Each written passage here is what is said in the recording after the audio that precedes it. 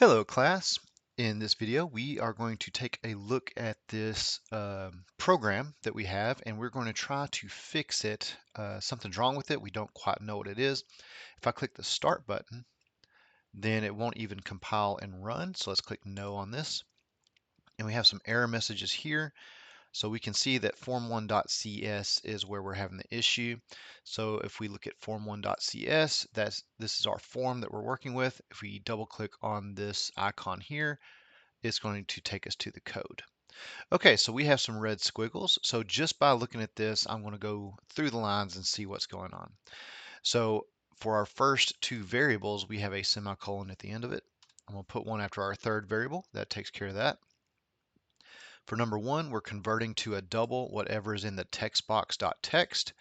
Number two is going to do the same thing. We have our red squiggle under the to double.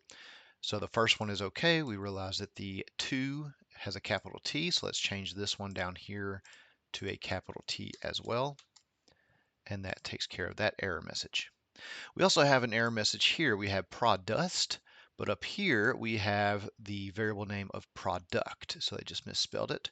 So let's take out the S, put in a C, and that fixes that issue.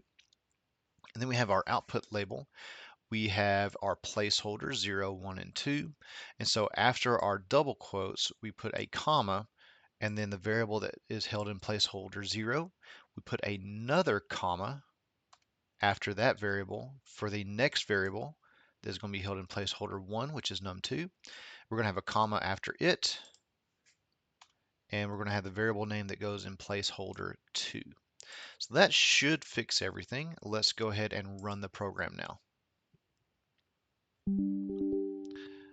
Access denied. Hang on just a second, let me fix that.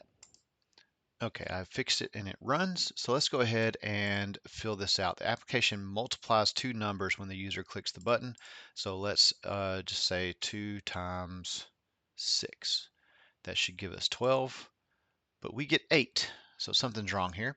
So back in our form, in our code, we have our product equals number 1 plus number 2. We don't want a plus, we want a multiplication. So let's take out the plus sign and let's add an asterisk. We're going to stop the program as it's running. We're going to restart it. And now 2 times 6 should give us 12. Perfect. All right, that is how you do the debugging on this exercise. Let me know if you have any issues in the comments, and we will see you in the next video. Have a good day.